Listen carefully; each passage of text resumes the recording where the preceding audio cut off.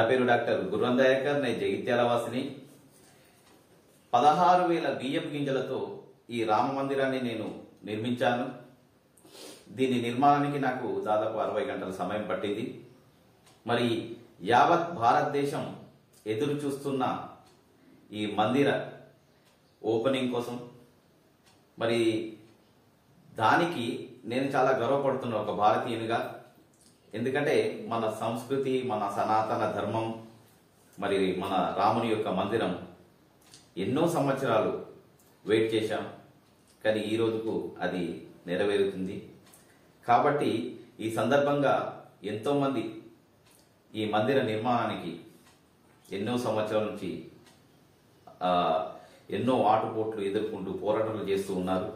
మరి వాళ్ళందరికీ ధన్యవాదములు తెలుపుకుంటూ ఈ మందిరాన్ని నరేంద్ర మోడీ గారికి ఇవ్వాలని నా ఒక కోరిక. జై శ్రీరామ్.